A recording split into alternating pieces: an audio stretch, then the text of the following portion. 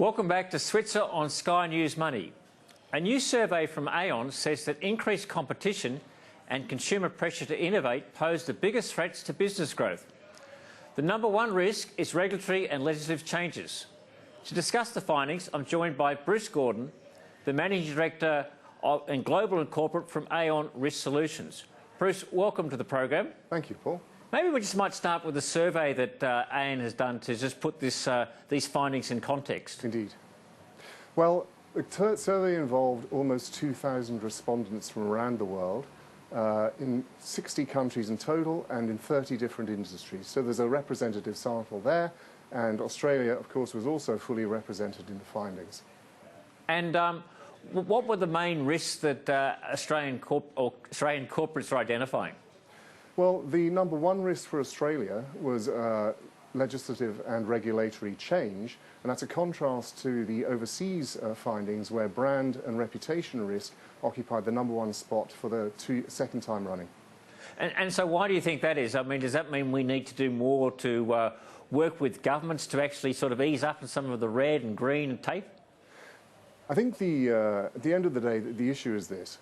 Risk is about stability in terms of the environment. And where an environment is unstable or unpredictable, which is probably just as bad, then business certainly takes note and reacts accordingly.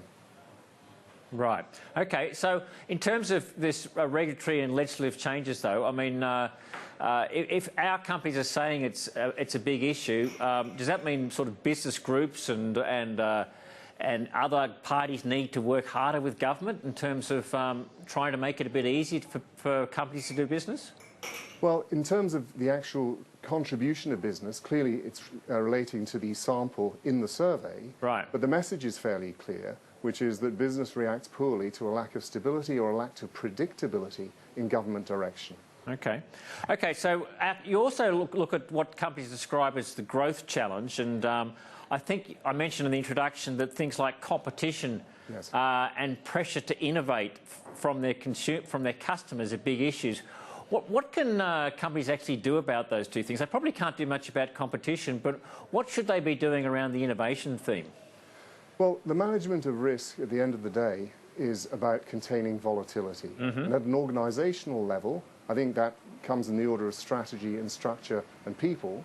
And then in terms of the process to follow, the identity of the risk doesn't necessarily influence the process organisations should be going through. There's a global risk management standard, and as a matter of fact, it was originated in Australia, so we should be proud of that. And it prescribes that after establishing context, organisations should go through a process of identification, analysis, evaluation, and treatment. So the process itself is fairly straightforward, but clearly the environment in which it's conducted is better when it's stable and predictable.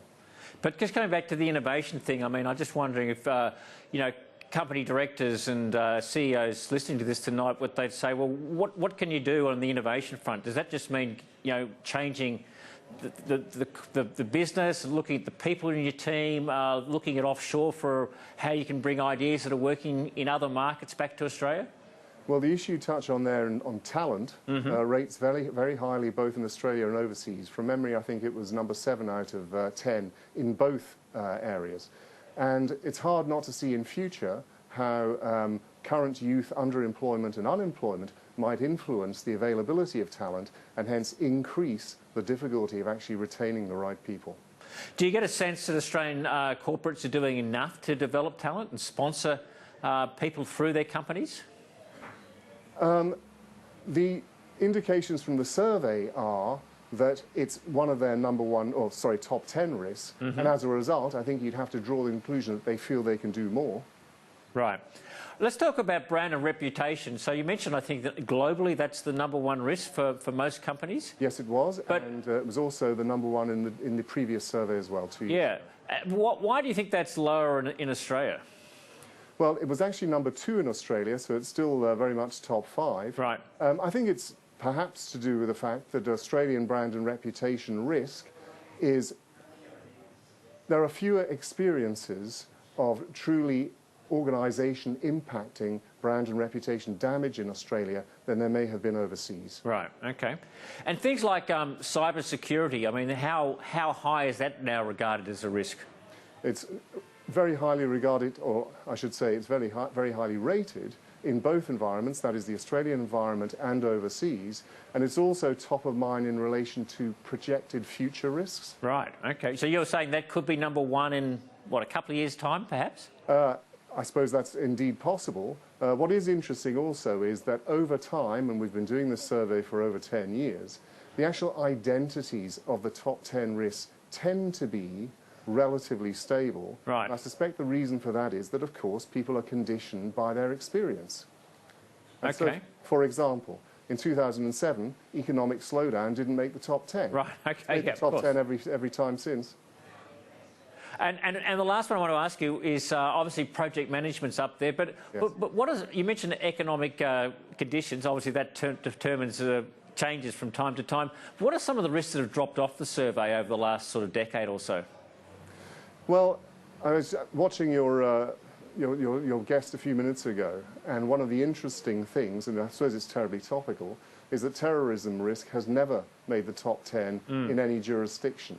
Now, of course, from the point of view of the human cost and the impact, it absolutely floods the headlines. But from the point of view of perceived risks in business, the impact to date has not been evident. Okay. Well, look, Bruce Gordon, thank you for sharing the results of that survey with us. I think some interesting points, particularly about your prediction about cyber security potentially being the number one risk within the next couple of surveys. That's Bruce Gordon, the Managing Director of Global and Corporate with Aon Risk Solutions. Bruce, thanks for joining us on the show. Thank you so much, Paul.